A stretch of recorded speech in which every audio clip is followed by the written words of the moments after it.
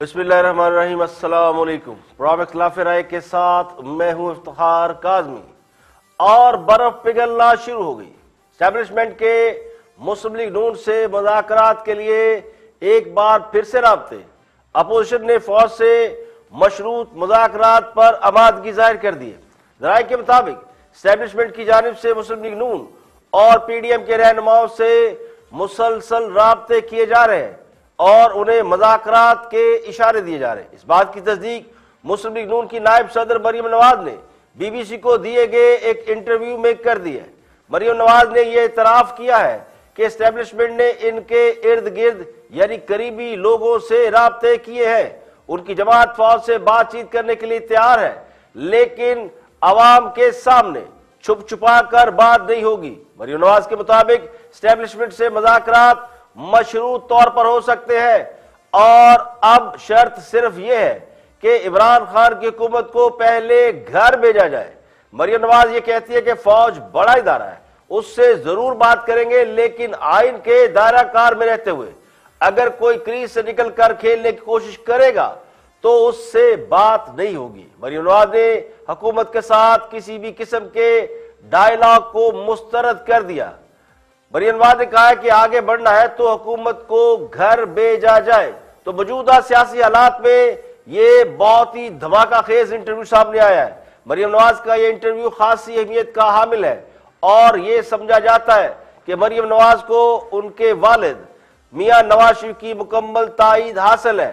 मियां नवाज शरीफ जो पाकिस्तान के 3 बार वजीर आजम रहे हैं, पिछले कुछ दिनों से वो गिले शिकवे कर रहे हैं और इलेक्शन 2018 के हवाले से पोशीदा अफराद के नाम सामने ला रहे हैं। उनका मौकफ यह है कि इलेक्शन 2018 में धांधली हुई और धांधली के कई किरदार थे।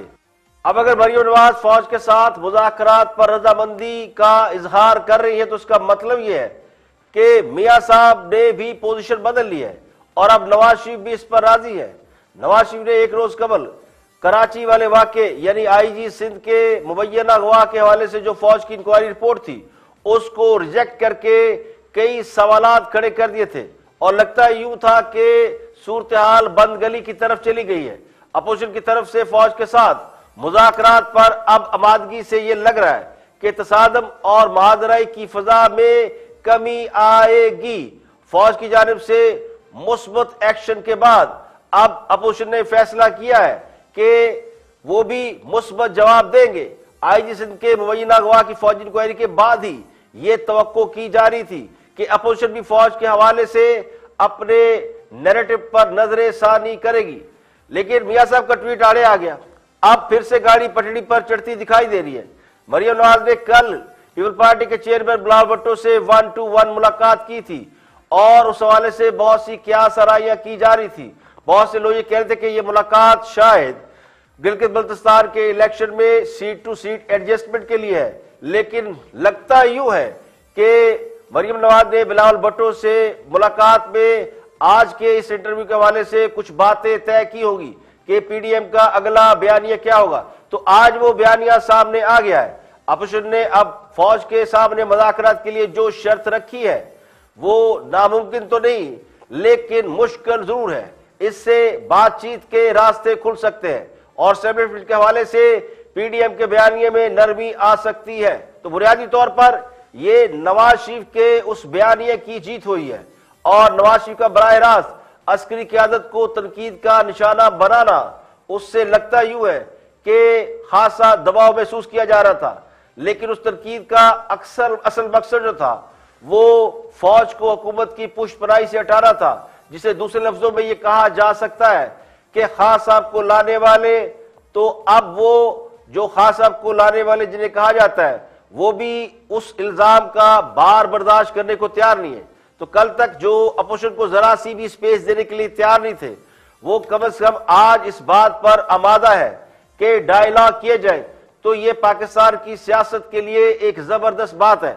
इससे पहले भी साबिक वज़ीर नवाज शरीफ को लंदन में डायलॉग के पैगाम भेजे गए थे जो नवाज शरीफ ने आउटराइट रिजेक्ट कर दिए थे। नवाज शरीफ ने फौज से मुज़ाकरात के लिए उस वक्त 3 शराइत रखी थी, जिनमें हुकूमत की रुखसती और 2018 में इलेक्शन के दौरान धांधली के जिम्मेदार अफराद का इकरार जुर्म करना और खान साहब को इक़्तिदार में लाने वालों का उनका यानी अपनी गलती का इतराफ करना, यानी जो खान साहब को इक़्तिदार में लाए, जिन्हें सिलेक्टर या सिलेक्टर कहा जाता है, उनको ये इतराफ करना होगा कि उन्होंने खान साहब को इक़्तिदार में लाकर गलती की। तो दूसरे अल्फाज में नवाज शरीफ ये तो चाहते हैं कि नवाज शरीफ की हुकूमत को रुखसत कर दिया जाए, लेकिन जो शराइत उन्होंने रखी थी वो खासी मुश्किल थी। अब उनमें से सिर्फ जो एक शर्त रह गई है, वो शर्त जो आज मरियम नवाज ने बयान कर दिया वो हुकूमत की रुखसती का है। लेकिन मेरे जरा ये कहते कि नवाज शरीफ का जो पिछले चंद दिनों में हमने गुस्सा, मूड या एग्रेशन देखा, उसके पीछे उनकी इज्जत की बहाली का मसला है। नवाज शरीफ ये समझते हैं कि उन्हें चोर, करप्ट करार देकर अवाम की नजरों में रुसवा कर दिया गया है। वो 3 बार इस मुल्क के वज़ीर आज़म रहे हैं और उन्हें रुसवा करने का मकसद सिर्फ एक था कि उन्हें हटाकर इमरान खान साहब को इक़्तिदार में लाया जाए। इस जिद की वजह से नवाज शरीफ को रुसवा किया गया, जलील किया गया, वरना उनका वोट बैंक आज भी मौजूद है, जिसका इतराफ सभी करते हैं। और हुकूमत की मौजूदा कारकर्दगी तो ऐसी है कि जब भी इलेक्शन होंगे तो मुस्लिम लीग नून कम बैक कर सकती है। तो नवाज शरीफ ने मुज़ाकरात के लिए सख्त शराइत आयद कर रखी थी। अब लगता यूं है कि नवाज शरीफ ने चूंकि खुद ही इलेक्शन 2018 के जिम्मेदारों को एक्सपोज कर दिया है, बहुत से लोगों के वो नाम ले रहे हैं, तो अब बाज उनका जो मामला रह गया है वो हुकूमत की तब्दीली का एक निकाती एजेंडा है और इसके लिए अब बातचीत के दरवाजे खोल दिए गए, जो मेरी नजर में नवाज शरीफ के बयानिए की एक बहुत बड़ी फतह है। जब से पीडीएम बनी है और उसने तहरीक का ऐलान किया है, हाँ साहब खासी मुश्किल में है, इक़्तिदार उनके हाथों से फिसलता हुआ महसूस हो रहा है। तो आईजी सिंध के मुबैना अगवा के मामले में ISI और रेंजर के 4 आला अफसरान को मुअत्तल करके उनके खिलाफ तादीबी कार्रवाई के फैसले ने इस बात की बुनियाद रखी थी कि अपोजिशन भी उसका मुस्बत जवाब दे। तो लगता यूं है कि अपोजिशन ने उसका मुस्बत जवाब दे दिया है। तो मरियम नवाज के फौज के साथ मशरूत मुज़ाकरात पर आमादगी ये बताता है कि अपोजिशन का टारगेट अब फौज नहीं है, हुकूमत है, और फौज सालिस का या फैसला साज का या किसी बड़े का रोल प्ले कर सकती है। अब मुझे नहीं मालूम कि फौज इस शर्त को तस्लीम करेगी या नहीं करेगी, या फिर इसका क्या हल निकाला जाएगा और गैर आईनी तरीके से खान साहब की हुकूमत को क्या घर भेजा जा सकता है या नहीं, या इसका तरीकेकार क्या होगा, क्योंकि गैर आईनी तरीकेकार की इस मुल्क में कोई भी हिमायत नहीं करेगा। अब या तो इस डायलॉग में हुकूमत भी शरीक हो जाए और कोई रास्ता निकाले और खान साहब नया मैंडेट लेने पर राजी हो जाए, मिड टर्म इंतखाबात पर राजी हो जाए। वैसे भी खान साहब ये समझते हैं कि उनकी हुकूमत बड़ी कामयाब है और उन्होंने मईशत को 4 चांद लगा दिए, बल्कि 8 चांद लगा दिए हैं, और महंगाई नाम की कोई चीज नहीं। अपोजिशन झूठ बोल रही है, तो फिर इसका फैसला अवाम पर छोड़ दिया जाए। तो मेरे नजदीक उन्हें भी अगर गैर आईनी तरीके से हटाया गया तो कल को खान साहब भी वही पोजीशन लेंगे जो आज मुस्लिम लीग नून या अपोजिशन की दीगर जमातें लिए हुए हैं, और जमहूरियत पसंद फिर उनके साथ खड़े होंगे। कल जो हुकूमत आएगी वो भी इस इल्जाम का सामना कर रही होगी। तो मामला बज़ाहिर बंद गली तक पहुंच चुके हैं और अब अगला मरहला ये है कि मुज़ाकरात होते भी है या नहीं, और ये मुज़ाकरात अगर ओपन होते हैं, सरेआम होते हैं, तो उसमें फिर हुकूमत की या खान साहब की पार्टिसिपेशन होगी या नहीं होगी, और इंतकाल इक़्तिदार या अपोजिशन के जो मुतालबात है उनको पूरा करने के लिए क्या तरीक़ेकार निकाला जाएगा। अब जहां तक खान साहब की बात है, तो खान साहब तो कौमी मामलात के जो हसास मामलात के जो इजलास होते हैं उनमें भी शरीक नहीं होते, जिसमें अपोजिशन के लोग शरीक हो। अपोजिशन ने मुज़ाकरात पर आमादगी जाहिर करके बॉल एस्टेब्लिशमेंट की गोद में फेंक दी है, और जब तक एस्टेब्लिशमेंट की तरफ से इसका जवाब नहीं आता, ये कहना मुश्किल है कि अपोजिशन अपने साहब का बयानिए पर कायम रहेगी या अब उसका टारगेट सिर्फ हुकूमत रहेगी। मरियम नवाज ने बरतानी नशियाती इदारे को जो इंटरव्यू दिया उसकी तफसीलात आपको बताते हैं। अपने इंटरव्यू में मरियम नवाज ने कहा कि वो इदारे की मुखालिफ नहीं है, मगर वो समझती है कि अगर हमने आगे बढ़ना है तो इस हुकूमत को घर जाना होगा। मरियम नवाज ने इस इंटरव्यू में मजीद वजाहत करते हुए कहा कि वो तमाम स्टेक होल्डर से बात करने के लिए तैयार है, लेकिन असल डायलॉग तो पाकिस्तान के अवाम के साथ होगा, और वो हो रहा है, और इतना अच्छा हो रहा है कि जो भी फोर्सेस है और जाली हुकूमत है वो घबराए हुए, और इतना घबराए हुए कि उनको कुछ समझ में नहीं आ रही कि कैसे रद्द अमल देना है, और घबराहट में वो उस किस्म की गलतियां कर रहे हैं कि अक्ल हैरान रह जाती है। इस मुल्क के सबसे बड़े स्टेक होल्डर अवाम है। मरियम नवाज ने अपने इंटरव्यू में कहा कि पाकिस्तान मुस्लिम लीग नवाज की सियासत बंद गली की जानिब नहीं जा रही। मेरा ख्याल ये कि बंद गली की तरफ वो लोग जा रहे हैं जिन्होंने ये मसनूई चीज बनाने की कोशिश की। हम तो जहां जा रहे हैं, चाहे वो गुजरावाला हो, कराची हो, कोयटा या गिलगित बल्तिस्तान, एक ही बयानिया गूंज रहा है, वोट को इज्जत दो और रियासत के ऊपर रियासत मत बनाओ। अवाम ने इसका सबूत जगह जगह देख लिया। अब ये बंद गली नहीं है। मरियम नवाज ने कहा कि अब यही रास्ता है, ये रास्ता आईन और कानून की बालादस्ती की जानिब जा रहा है। बिलावल भुट्टो की जानिब से कहा गया है कि वो नवाज शरीफ की जानिब से इंतखाबात में फौज की मुदाखलत के सबूत सामने लाने के मुंतजर है। तो मरियम नवाज ने इसके जवाब में ये कहा कि मियां साहब ने बात बाद में की है और सबूत खुद अवाम के सामने आ चुके हैं। शौकत अजीज सिद्दीकी, अरशद मलिक और डॉन लीग की हकीकत अवाम के सामने है। जब आप किसी की मुद्दत मुलाजमत में तोसी नहीं करते तो वो डॉन लीग जैसी एक झूठ पर मबनी चीज खड़ी कर देते हैं। उन्होंने कहा कि पाकिस्तान पीपल पार्टी का अपना मौक़िफ़ है और मुस्लिम लीग नून का अपना मौक़िफ़ है, जो नवाज शरीफ ने वाज़ेह कर दिया है। कराची में कैप्टन सफदर की गिरफ्तारी के हवाले से पूछे गए सवालात और फौज की जानिब से जारी करदा प्रेस रिलीज पर रद्द-ए-अमल देते हुए मरियम नवाज ने कहा कि इस प्रेस रिलीज से अवाम को जवाब नहीं मिले, मजीद सवालात खड़े हुए।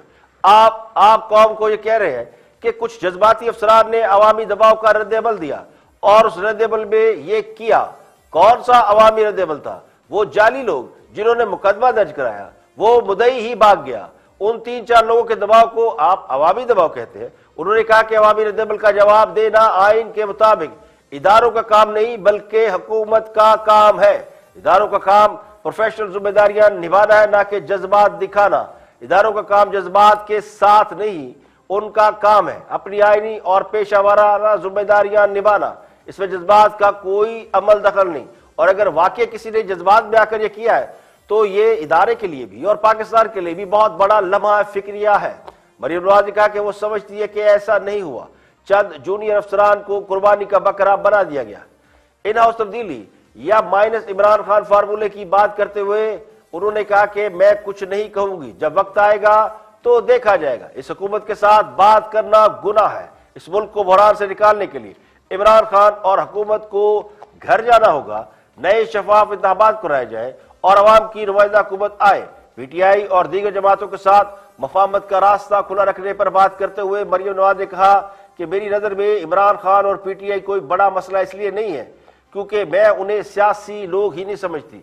मेरा और मेरी जमात का मुकाबला उस सोच के साथ है जिसकी वो नुमाइंदगी करते हैं और हर उस चीज की नुमाइंदगी करते हैं जिसका पाकिस्तान से खात्मा होना जरूरी है। इसलिए मैं समझती हूँ कि तहरीक इंसाफ के साथ किसी भी किस्म का इत्तेहाद उन्हें माफी देने के मुतरातिब होगा, जो मेरी नजर में जायज नहीं। मरियम नवाज ने कहा कि मेरी नजर में अब उनके एहतसाब का वक्त है, उनके साथ इल्हाक का वक्त नहीं, ये उनके साथ इंतहाबी इत्तेहाद का भी वक्त नहीं, जबकि वो कमजोर हो गए। लेकिन बाकी सियासी जमातों के साथ बात की जा सकती है। और मरियम नवाज के इस इंटरव्यू पर सबसे पहले रद्द-ए-अमल दिया पाकिस्तान अवामी लीग के सरबराह और वजीर रेलवे शेख रशीद ने। देखते हैं कि हुकूमत का इस हवाले से क्या मौक़िफ़ है और क्या रिस्पॉन्स है शेख रशीद का। केसों को फेस कर रहे हैं या जिनके नाम केसों में आ चुके हैं, और नून लीग के अंदर से आप देखेंगे कि बयानिए उठेंगे और जोरदार बयानिए उठेंगे। मैं पहले भी जियो में कह चुका हूं कि 30 दिसंबर से 20 फरवरी तक मुस्लिम लीग नून के अंदर से एक अच्छी तादाद लोगों की इस बयानिया के खिलाफ मैदान में उतरेगी। क्या ये कहते हैं फौज सियासत में हिस्सा न ले, 11 दफा भाजपा का नाम लिया, 7 दफा जनरल फैज का नाम लिया। अब फौज को कहते हैं आओ इमरान खान को हटाओ और हमें कुर्सी पे बैठाओ। पाकिस्तान की सियासत में फौज के पास और अदारों के पास मुस्लिम लीग नून की सियासत पे लकीर फिर चुकी है। और ये था हुकूमत का रद्द-ए-अमल। यहाँ पे लेंगे एक ब्रेक और ब्रेक के बाद जब वापस आएंगे और भी हम मौज़ूआत आपके साथ शेयर करेंगे।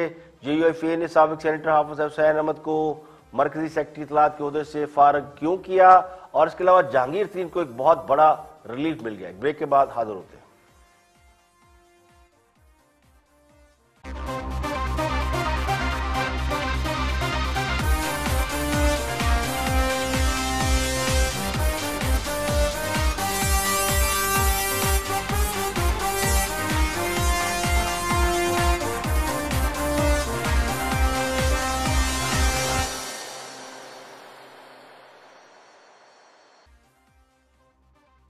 Welcome back. आप देख रहे हैं प्रोग्राम इख्तिलाफ राय और मैं इफ्तिखार काज़मी। ब्रेक के बाद हाजिर खिदमत है। एक और पॉलिटिकल डेवलपमेंट है। JUIF ने साबिक सेनेटर हाफिज हुसैन अहमद को मरकजी सेक्रेटरी इत्तलात के ओहदे से फारिग कर दिया। हाफिज हुसैन अहमद मौलाना फजलुर रहमान के बाद JUIF के सबसे अहम रहनुमा है और उनका शुमार बहुत सीनियर पॉलिटिशियन में होता है और बदला संजी में उनका कोई जवाब नहीं है। मौलाना फजलुर रहमान के वो इंतहाई करीबी साथी समझे जाते हैं। एक बड़ी तवील रफाकत है उनकी और ज़रा ये कहते हैं कि उन्हें PDM की क़यादत पर तनकीद करने की वजह से उनके ओहदे से हटाया गया। खासकर साबिक वज़ीर नवाज शरीफ के बयानिए पर वो पिछले कई रोज से मुख्तलिफ TV टॉक शोज और निजी महाफिल में तनकीद कर रहे थे और साबिक वज़ीर नवाज शरीफ के हवाले से उन्होंने बाद ऐसे रिमार्क्स भी दिए जो कि नामुनासिब समझे गए, जिनकी शिकायत मौलाना फजलुर रहमान तक पहुंचाई गई है। जिसके बाद JUIF की मरकजी मजलिस आमला के सामने ये मामला रखा गया, जिन्होंने हाफिज हुसैन अहमद को उनकी जिम्मेदारियों से सुबकदोश कर दिया। इससे पहले भी शायद 2004-05 में हाफिज हुसैन अहमद को उनकी जिम्मेदारियों से हटा दिया गया था और उस वक्त भी कुछ इसी किस्म के मामला थे। तो सादा अल्फाज में हाफिज हुसैन अहमद साबिक वज़ीर आज़म नवाज शरीफ के खिलाफ बयानबाजी पर या उन्हें क्रिटिसाइज करने पर JUIF की नुमाइंदगी से फारिग हुए। हाफिज हुसैन अहमद का मौक़िफ़ ये कि PDM में सिर्फ नवाज शरीफ का बयानिया चल रहा है और जिस तरह पहले JUIF का धरना था पिछले साल, उस धरने में जो कुछ उनके साथ हुआ यानी मौलाना फजलुर रहमान के साथ हाथ किया गया, तो खदशा ये कि इस बार भी इसी किस्म की कोई हरकत होगी तो PDM कहीं पीछे रह जाएगी और जो बड़ी बड़ी सियासी जमातें हैं वो अपना फायदा निकाल कर चलती बनेगी। तो उन्होंने नवाज शरीफ के बयानी को भी खासा तनकीद का इशारा बनाया था। अब ये मौलाना फजलुर रहमान उनकी जमात का इंटरनल फैसला है, लेकिन मैं समझता हूं कि राय रखने का हक सबको है और अगर हाफिज हुसैन साहब को अपनी जमात से कोई शिकवा है और उनका अगर इस हवाले से कोई रिजर्वेशन है तो उनकी राय का एहतराम किया जाना चाहिए था। महज किसी के नाराज होने से या किसी की नाराजगी के खौफ से उन्हें जमात के हम ओहदे से फारिग कर देना मेरी नज़र में ये कोई जमहूरियत नहीं। हाफिज हुसैन अहमद JUIF में मौलाना फजलुर रहमान के बाद दूसरा बड़ा नाम है। अगर तो उन्हें इस बात पर निकाला गया है तो मेरा अंदाजा ये है कि बल्कि मेरी गुजारिश ये होगी कि मुस्लिम लीग नून अपनी शिकायत वापस ले ले। तो मौलाना फजलुर रहमान बहुत सीजन पॉलिटिशियन है। उनके बारे में जो इस वक्त ये उनकी सियासत का मेरा ख्याल है प्राइम टाइम है। इस वक्त जितनी मौलाना फजलुर रहमान की सियासत है उसमें बहुत संजीदगी और बहुत दानिशमंदी और बहुत ही जिसे कहते हैं ना ठहराव नजर आता है। तो उन्हें इस मामले में मेरा ख्याल है दिल बड़ा करना चाहिए था ताकि ये तासुर न जाए कि महज किसी की शिकायत पर वो अपने दरीना साथी को फारिग कर सकते हैं। जमातों के अंदर लोगों को हक देना चाहिए कि वो आप पर भी तनकीद कर सके और आपके जो एक्ट है उन पर भी तनकीद कर सके, तो ही लोग समझेंगे कि वाकई जो है जमहूरियत के लिए कोई एफर्ट की जा रही है। और अब बात करते हैं बहुत ही हमरहनुमा PTI के अली मोहम्मद खान नदीम मलिक के शो में बात कर रहे हैं। देखते हैं कि अली मोहम्मद खान किस मौजू पर बात कर रहे हैं और क्या बात कर रहे हैं, क्या सवाल पूछा जा रहा है। देखते हैं अली मोहम्मद खान का जवाब। If somebody has not done anything wrong, उसको परेशान नहीं होना चाहिए। लेकिन अगर हम यहां पे बड़े बड़े रोड बना दें, बड़े अस्पताल बना दें, इफ्तिताह हो जाए, अभी खान साहब ने बड़े इफ्तिताह भी किए हैं माशाल्लाह हो गए। अभी रशकई में मर्दान और नौशहरा में हमारा इकोनॉमिक जोन खैबर पख्तूनख्वा का बहुत बड़ा मेगा प्रोजेक्ट वो करने जा रहे थे और करने जा रहे हैं, लेकिन उसमें ये कोरोना की वजह हो सकता है वो जलसा ना अल्लाह करे शुरू हो जाए रशकई वाला, क्योंकि CPEC का एक सर मेरी बात सुन लें, ये बहुत बड़ा। लेकिन लोगों ने इस चीज पे हमें इतना जज नहीं करना। इस चीज पे जज करना है कि ये जो दो जमातों ने बारियां लगाई थी पाकिस्तान के खजाने को उस जगह पहुंचाना कि उसके बाद से पाकिस्तान कभी उठ ना सके, कितना पैसा आप इन्हें चोर डाकू तब कहें जब आप इनको सजाएं दिलवाएं ट्रांसपेरेंटली अदालतों से, शफाफियत के साथ। नदीम मलिक साहब मैं अगर तो हमने लूटा हुआ पैसा निकाल लिया, जवानी नहीं मिली आपको, और अगर तो उन लोगों ने देखें सुने, और उन लोगों ने जिन्होंने पाकिस्तान की ये हालत की है, बहुत से लोग सियासत में खिदमत करने नहीं आए। लियाकत अली खान साहब का और सरदार अब्दुल रब निश्तर साहब का जमाना चला गया, अब कोई महराज खालिद नहीं आने वाला। तो ये लोग जो सियासतों में आके 15-20 सालों में अरबोंपति और करोड़ोंपति से खरबोंपति बने हैं, अगर तो ये जेलों में सड़ गए, इनको सजाएं हो गई, पैसा देखें, फिर मैं बताऊं अगले 2 टर्म भी खान साहब के। बाकी अगर हमने बड़े रोड बना लिए सारा, तो इसलिए खान साहब को अपना आगे बिल्कुल क्लियर है। मैक्सिमम आज मीटिंग में क्या कहा खान साहब ने, ब्रेक लेनी है, मैक्सिमम केस अगर से शुरू हुए और मगर तक जा पहुंचे, लेकिन ना अगर का सफर खत्म हो रहा है ना मगर का। तो वो कहते हैं कि मिसाल है कि पतंग मैं ही लूटता अगर खाला की छत पर मैं होता। अगर खान साहब ने करप्ट अफराद से पैसा निकाल लिया, अगर खान साहब ने करप्ट अफराद को अंदर कर दिया, अगर हमें 5 साल मिल गए, अगर हम हुकूमत में आ गए, तो सारा जोर अगर मगर पे है या मुस्तकबिल के सीगों पर है कि ये कर देंगे, वो कर देंगे, ये हो जाएगा, बस होने वाला है। पॉलिसी ठीक करने आए थे, वो ना कर सके, करप्शन खत्म करने आए थे, तो अब अपने इर्द गिर्द सारे करप्ट जमा कर लिए। अब ये दावा है कि हम भी सड़कें और पुल बना सकते हैं, तो ये दावा भी लोगों ने BRT की सूरत में देख लिया।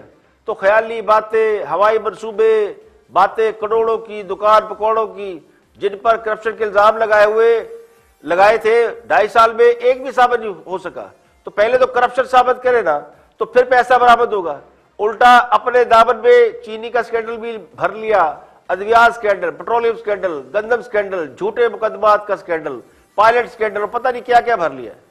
तो करप्शन पकड़ने के लिए जरूरी है कि पहले खुद पाक हो। तो अब पीछे क्या रह गया? और साबिक वज़ीर शाह खान अब्बासी ने मुतालबा किया कि उनके खिलाफ मुकदमे की जो कार्रवाई है वो बराह रास्त अवाम को दिखाई जाए। उन्होंने ये भी दावा किया कि वो इसके लिए होने वाले अखराजात भी अदा करने को तैयार है। तो शाहिद खान अब्बासी के खिलाफ नैब ने LNG केस में एक रेफरेंस दायर कर रखा है। वो चूंकि नैब की ज़ेर हिरासत भी रह चुके हैं, इस दौरान उन्होंने पार्लियामेंट के इजलास में जाने के लिए प्रोडक्शन ऑर्डर का सहारा भी नहीं लिया और ये कहा कि नैब जितना चाहे मुझे हिरासत में रखे, वो जमानत भी नहीं लेंगे और जो कुछ नैब जानना चाहता है उसे बताएंगे, लेकिन नैब कुछ निकाल नहीं सका। अब शाहिद खान अब्बासी ये कहते हैं कि मेरे खिलाफ अदालती कार्रवाई बराह रास्त अवाम को दिखाए ताकि अवाम को पता चले कि मेरे केस में कुछ है भी या नहीं, लेकिन मुझे तो पता है कि मेरे केस में ऐसा कुछ नहीं है जिसमें मेरी पकड़ हो सके। तो नैब मेरे खिलाफ रेफरेंस दायर करके इस केस में खुद फंस चुका है। अब शाहिद खान अब्बासी अवाम को दिखाना चाहते हैं कि नैब कोर्ट में होता क्या है, सवालात कैसे पूछे जाते हैं, इल्जामात क्या लगाए जाते हैं, उनका दिफा किस तरह किया जाता है और मुलज़िम सवालात के जवाब से किस तरह अदालत को मुतमईन करता है। वो चाहते तो ये है कि सब देखे कि अवाम को पता चले कि ऐसे सवालात खुद नैब अफसरान से पूछे जाए तो उनके पास भी कोई जवाब नहीं होगा। तो ये सवाल रखा गया राना सनाउल्लाह के सामने और हुकूमत के अहम वजीर फवाद चौधरी के सामने कि क्या मुकदमात की समाअत लाइव होना चाहिए या नहीं। तो देखते हैं कि उनका जवाब क्या है।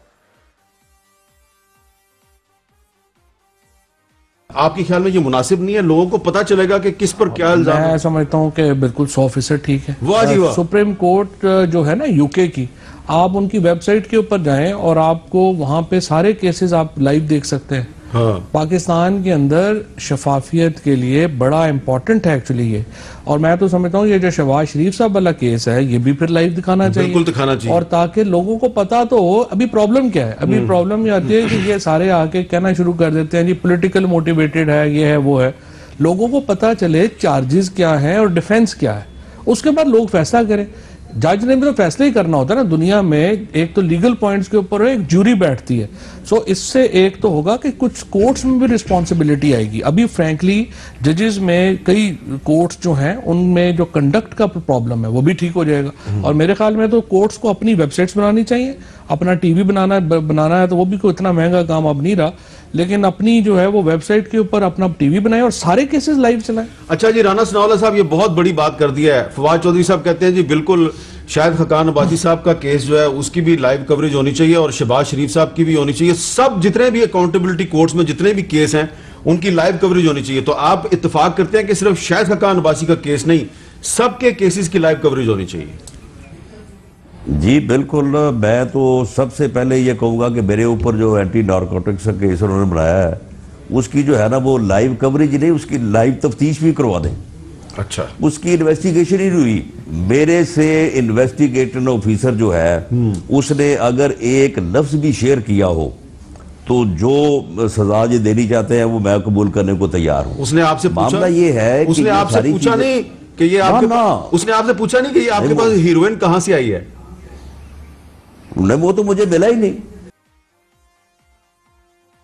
देखिए, मेरे नजदीक तो मुकदमात की समाअत लाइव दिखाने का मतलब एक और तमाशा लगाना होगा। इस मुल्क में जहां पहले ही तमाशे कम नहीं होते, एक इशू खत्म नहीं होता, पूरी तरह एड्रेस नहीं होता, तो अगला इशू सर पे खड़ा होता है। अगर आप पिछले कई महीनों के इशू निकाल लें तो आपको एक दिन में 3-3 इशू मिलेंगे जो कि यानी बैक टू बैक पाकिस्तान के तमाशे लगे हुए हैं। तो मुकदमात की लाइव कवरेज एक और तमाशा लगा सकती है। और हमारे यहाँ तो एक दो मुकदमा तो है नहीं, दर्जनों मुकदमात ऐसे हैं जो कि पॉलिटिकल हैं। अब ये मेरे नजदीक अदलिया का काम है कि वो इसको देखे। अदालतों को गैर जरूरी दबाव का शिकार करने की बजाय अगर हुकूमत प्रोसिक्यूशन का सिस्टम ठीक कर दे तो मेरे नजदीक आधे से ज्यादा मसाइल खुद ही हल हो जाएंगे। नैब की जो दहली है सबसे बड़ी ये कि उसकी प्रोसिक्यूशन ठीक नहीं है, इन्वेस्टिगेशन उन्हें आती नहीं है, बस जिसके खिलाफ कोई शिकायत है इसे उठा के अंदर कर दिया। तो दुनिया भर के जिन ममालिक में मुकदमा लाइव दिखाए जाते हैं उन मुल्कों में इल्जाम लगाना आसान नहीं है। किसी के खिलाफ किसी को तफ्तीश के बगैर आप पकड़ नहीं सकते, किसी के ऊपर आप इल्जाम नहीं लगा सकते। मुकदमा उस वक्त चलता है जब किसी के पास यानी प्रोसिक्यूशन के पास सबूत और शवाहद बिल्कुल ऑन टेबल होते हैं, मौजूद होते हैं। हमारे यहाँ तो हर दूसरे दिन किसी न किसी बात पर मुकदमा चलना शुरू हो जाता है, इसने पत्थर क्यों मारे, ये वहां पे नारे क्यों मारे। हाँ, एक मामले में रियायत दी जा सकती है, जैसे शाहिद खान अब्बासी का मुकदमा है, ये बड़ा ओपन एंड शट केस है। जिन मुकदमा में सरकार का पैसा इन्वॉल्व है उसको आप लाइव कवरेज दे सकते हैं। ये मामला अदलिया में छोड़ना चाहिए और अदलिया को ये प्रायोरिटी खुद तय करना चाहिए कि कौन से ऐसे मुकदमात हैं जिनको चलाने से कम अदालतें सुरखरू हो जाएंगी और वो मामला ट्रांसपेरेंट होकर पब्लिक के सामने आ जाएगा। दुनिया भर में ज्यूरीज बनती है जो कि देखती है समाअत को, ट्रायल को देखती है और उसके बाद अपनी ओपिनियन देती है। अब मीर शकील रहमान जो है वो कई दिनों नैब की हिरासत में रहे और उनका ट्रायल ही नहीं हुआ, यानी तकरीबन वो 9 महीने या 10 महीने नैब की हिरासत में रहे, एक बार भी उनका ट्रायल नहीं हुआ। तो कैसे पता चलेगा कि उन पर इल्जाम क्या था, सच्चा था, झूठा था? आपने उनको 9 महीने सजा दे दी, बेगुनाह हुए तो उनकी सजा जो हुई उनका जिम्मेदार कौन है? तो जो मेरे नजदीक जो बहुत ही ज्यादा इंपॉर्टेंट मुकदमात है, जैसे वज़ीर आज़म, वज़रा, सियासी जमातों, कायदीन, इनके मुकदमा जरूर दिखाने चाहिए। लेकिन वो जो कहते, मेरे ख्याल में ये तजवीज़ जरा काबिल अमल है नहीं, क्योंकि हमारा जो सिस्टम है उसके अंदर इतने लकूने हैं कि कल को लोग मुकदमात भूल जाएंगे, मुल्ज़मान को भूल जाएंगे, इदारों पर उंगलियां उठती रहेगी। यहाँ पे लेके एक ब्रेक, और ब्रेक के बाद जब वापस आएंगे तो और भी हम मौज़ूआत आपके साथ शेयर करेंगे। हमारे साथ रहिएगा।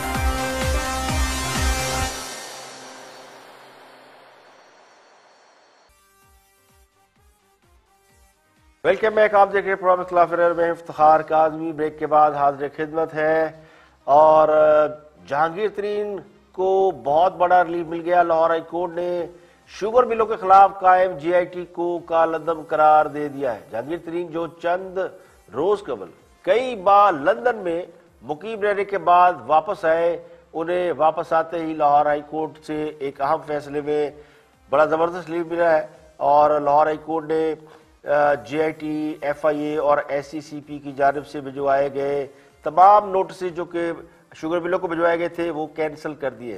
जस्टिस शाहिद करीम और जस्टिस साजिद महमूद सेठी में मुश्तमिल 2 रुकनी बेंच ने महफूज फैसला सुनाते हुए शुगर मिल्स की दरखास्तें जुज़वी तौर पर मंजूर कर ली है। अदालती फैसले में कहा गया कि SCCP अपना किरदार कानून के मुताबिक अदा नहीं कर सका। FIA को इंक्वायरी का इख्तियार हासिल है, लेकिन देखना यह है कि इंक्वायरी किन कवानीन के तहत की जा सकती है। FIA के इख्तियार के हवाले से तफसीली फैसले में वजाहत की जाएगी। आपको याद होगा कि इस साल के शुरू में मुल्क में अचानक चीनी महंगी हो गई थी और चीनी महंगी होने के बाद उसकी किल्लत भी पैदा हुई। इसकी वजूहात जानने के लिए फेडरल गवर्नमेंट ने 16 मार्च को 3 रुकनी आला सतह का इंक्वायरी कमीशन बनाया। चीनी बहरान पर वफाकी तहकीकाती एजेंसी FIA की तहकीकाती रिपोर्ट में इंकशाफ किया गया था कि मुल्क में चीनी बहरान का सबसे ज्यादा फायदा जहांगीर तरीन वफाकी वजीर खुसरो मुख्तार के भाई और मोन सलाही की कंपनियों को पहुंचा था। इसके बाद शुगर मिल एसोसिएशन ने इसके बाद खान साहब ने इसकी दोबारा FIA से इंक्वायरी कराई थी। ये स्पेशल इंक्वायरी थी और उस इंक्वायरी में भी शुगर मिलों के बहुत से फ्रॉड्स का इल्जाम सामने आया था। तो दरखास्त गुजारान ने अदालत में ये मौक़िफ़ इख्तियार किया था कि फारूकी पल्प मिल्स और अल अरेबिया शुगर मिल पर कारपोरेट फ्रॉड का बेबुनियाद इल्जाम है, जिस पर वफाकी कबीना ने फारूकी पल्प मिल और अल अरेबिया शुगर मिल के खिलाफ इंक्वायरी करने का गैर कानूनी हुक्म दिया है। लिहाजा अल अरेबिया शुगर मिल से रिकॉर्ड तलबी के GIT के नोटिस को गैर कानूनी करार दिया जाए, जबकि अल अरेबिया शुगर मिल और फारूकी पल्प मिल के खिलाफ वफाकी हुकूमत के इंक्वायरी के अहकाम को कालअदम करार दिया जाए। इसके बाद इसके अलावा तलबी के नोटिस जो है वो भी मनसूख किए जाएंगे। इस मामले में जो अहम बात यह कि ये इंक्वायरी फेडरल गवर्नमेंट ने कराई थी और ये प्राइम मिनिस्टर इमरान खान के हुक्म पर एक GIT बनी थी जिसमें FIA और दीगर लोग शामिल थे। उन्होंने शुगर मिलों के खिलाफ एक इंक्वायरी की थी और पहली बार ये इंकशाफ हुआ था कि शुगर मिलों का कार्टेल क्या है। इसमें जहांगीर तरीन का नाम सामने आया था और इसके मामले में एक FIA के जो सीनियर अफसर थे सज्जाद मुस्तफ़ा बाजवा, उन्हें भी जो है यानी इंक्वायरी करने पर उन्होंने बाज़ लोगों के नाम जो इसमें शामिल नहीं किए थे। उन पर दबाव ये था कि वो लोग जिनके बारे में जो नापसंदीदा लोग हैं उनके नाम इस इंक्वायरी में डाले जाए, तो उन्होंने इससे इनकार किया। तो जिसके बाद उन्हें तो फारिग कर दिया गया और फिर दोबारा FIA की जो इंक्वायरी हुई GIT बनी, उसने फिर बहुत से लोगों के नाम उसमें डाले, जिसके बाद ये इस बात का खदशा पैदा हुआ कि जहांगीर तरीन को FIA गिरफ्तार कर सकती है या नैब नोटिस ले सकता है, उन्हें गिरफ्तार कर सकती है। तो जहांगीर तरीन जो है बैरून मुल्क चले गए। तो उनकी कई माह के बाद वापसी हुई है और वापसी इन हालात में हुई है कि चंद रोज बाद ही लाहौर हाई कोर्ट में चूंकि उनका केस ज़ेर समाअत था, फैसला महफूज था, तो उसका फैसला भी आ गया, तो उन्हें जो है एक बड़ा रिलीफ मिल गया है। और इस्लामाबाद हाई कोर्ट ने रिमार्क्स दिए कि हुकूमत ने कोरोना वबा के पेश नज़र शादी की इंडोर तकारीब पर पाबंदी लगा दी और खुद बड़े बड़े जलसे कर रही है। जस्टिस अतर अब्दुल्ला ने मुल्क में कोरोना की वजह से इंडोर हॉल में शादी की तकरीबात पर पाबंदी के हुक्म के खिलाफ दरखास्त की समाअत की। दरखास्तगार के वकील ने कहा कि NCOC ने 6 नवंबर को नोटिफिकेशन जारी किया है, जिसके मुताबिक 20 नवंबर से इंडोर हॉल में शादी की तकरीबात की इजाजत नहीं होगी। वज़ीर आज़म कहते हैं कि हम मुआशरत के पहिए को नहीं रोकेंगे, लेकिन मार्किस के खिलाफ क्यों ऐसा हो रहा है? पॉलिसी बनाई जाए, 10,000 लोगों को बेरोजगार तो ना करे। अगर कोई मार्की होती है जो शादियों के लिए लगाई जाती है, तो कहा यह गया कि अगर कोई मार्की किसी ज़ाब्ता अखलाक की पाबंदी ना कर रही हो तो फिर इसको बेशक बंद कर दे। दरखास्तगार के वकील ने मजीद कहा कि मार्किस पर तो पाबंदी लगा दी है, इंडोर शादियों पर पाबंदी लगाई, लेकिन हुकूमत गिलगित बल्तिस्तान समेत मुख्तलिफ जगहों पर जलसे कर रही है। तो हुकूमत भी जलसे कर रही है, अपोजिशन भी जलसे कर रही है। तो चीफ जस्टिस ने ये रिमार्क्स दिया कि अगर किसी शादी में कोरोना फैल जाए तो अदालत उसकी जिम्मेदारी नहीं ले सकती, लेकिन हुकूमत से ये जरूर पूछ लेते हैं कि मार्किस के साथ इम्तियाजी सलूक क्यों किया जा रहा है। हुकूमत ने उधर तो पाबंदी लगा दी है, जबकि खुद बड़े बड़े जलसे कर रही है। तो इस्लामाबाद हाई कोर्ट ने deputy director national command and control authority को नोटिस जारी कर दिया है और उन्हें 18 नवंबर को तलब कर लिया है। तो कोरोना के हवाले से अब ये इतलात ये है कि हुकूमत ने जो अपने जलसे थे वो मनसूख कर दिए और कहा यह जा रहा है कि मुल्क में कोरोना जो है वो बहुत तेजी से फैल रहा है, बल्कि बढ़ गया है और गुज़श्ता 24 घंटों में कोरोना की वजह से मजीद 34 अफराद जाँ बाक हो गए। तो कोरोना के बारे में बिल्कुल सीरियस रहे, ये इतना वो आसान नहीं है। लोग ये समझ रहे हैं कि शायद कोरोना नहीं है और हुकूमत को अपोजिशन की तहरीक जो है वो उसको ख़त्म करने के लिए कोरोना खेल रही है। तो ऐसा नहीं है, कोरोना बहुत तेज़ी से फैल रहा है और ये जो गेट टुगेदर है, हजूम है, इसमें लोगों को एहतियात करने की बड़ी ज़रूरत है। इसके अलावा साबिक़ वज़ीर ख़ारजा ख्वाजा आसिफ की अहलिया समेत 62 सियासी शख्सियात की 13 गैर कानूनी हाउसिंग स्कीमें सील कर दी गई है और ये बताया गया है कि ज़िला इंतज़ामिया सियालकोट ने गैर कानूनी रहायशी कॉलोनियाँ सील करके रेफरेंस एंटी करप्शन पंजाब को भेज दी है।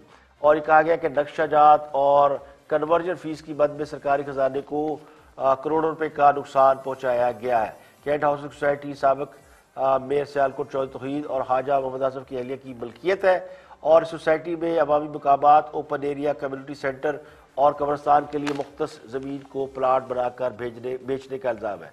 कैंट हाउस सोसाइटी को 137 कनाल पर रजिस्टर करवाने के बाद गैर कानूनी तरीके से 281 कनाल इसमें मजीद शामिल किए गए हैं। तो प्राइवेट हाउसिंग स्कीम के तहत किसी भी मंजूरशुदा हाउसिंग स्कीम के नक्शे में सवाए कब्रस्तान की लोकेशन के कोई तब्दीली नहीं की जा सकती। ज़राए ये कहते हैं कि Usman town, Hussain town, model city, Ayan garden, Bashir town और चांद बाग राना लियाकत अली फ्रंट बैंड के जरिए चला रहे हैं। मज़कूरा रहायशी सोसाइटी को गैर रजिस्टर्ड और गैर कानूनी होने की वजह से सरबमोहर किया गया है। नासर टाउन, अब्दुल्ला गार्डन और एसके गार्डन को भी गैर तस्दीक शुदा और गैर रजिस्टर्ड होने की वजह से सील किया गया है। तो पंजाब भर में एंटी करप्शन ने जिला इंतजामिया के साथ मिलकर गैर कानूनी रहायशी स्कीमों के खिलाफ क्रैकडाउन शुरू कर रखा है। और एंटी करप्शन पंजाब का ये कहना है कि पंजाब भर में जो भी इस मामले में इलीगल एक्टिविटी कर रहे हैं उनके खिलाफ बिला इम्तियाज कार्रवाइयाँ की जाएंगी। अब पता नहीं ये इसमें कोई पॉलिटिकल पहलू ना निकल आए, लेकिन जाहिर है कि सियालकोट के अंदर जो सोसाइटियाँ सील की गई उनमें ख्वाजा आसिफ की भी ये उनकी फैमिली एक हाउसिंग सोसाइटी चलाती है, उसको भी सील किया गया है। और आखिर में सबसे अहम एक खबर जो डिस्कस हो रही है, इसमें वक्त कम है, इसको किसी में डिस्कस करेंगे कि अरशद मलिक वीडियो केस में FIA की जानिब से मतलूब मुलजिम नासिर भट्ट और मियां सलीम रजा का नाम खतरनाक दहशत गर्दों की फहरिस्त में शामिल हो गया। जरा ये कहते हैं कि दोनों का नाम FIA ने अपनी खतरनाक मतलूब दहशत गर्दों की रेड बुक में शामिल किया। अब ये बड़ी हैरान कुन बात है कि दोनों नासिर भट्ट का और सलीम रजा का ताल्लुक पाकिस्तान मुस्लिम लीग नून से है, और इन दोनों का जो मामला है वो है जज अरशद मलिक की वीडियो। एक वीडियो बनी थी जिसमें जज अरशद मलिक नवाज शरीफ केस के हवाले से इतराफात करते दिखाई दिए थे।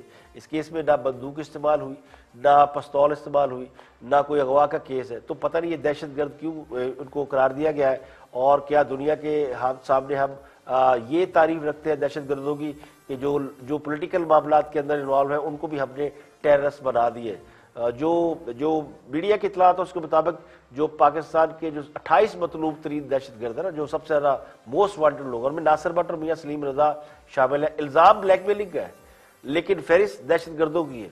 तो ये समझ लें कि ब्लैकमेलिंग भी जो है वो दहशतगर्दी की दफात में शामिल हो चुकी है। हालांकि FIA की दहशतगर्दी की दफात लगाने की दरख्वास्त इंसदाद दहशतगर्दी की अदालत ATC खुद खारिज कर चुकी है। तो ये हाल है जी। तो आज के लिए इतना ही, कल फिर हाजिर होंगे मजीद खबरों तबसो तजजियों के साथ। प्रोग्राम खिलाफ राय से इफ्तिखार काज़मी को इजाज़त दे। अपना बहुत बहुत ख्याल रखिए।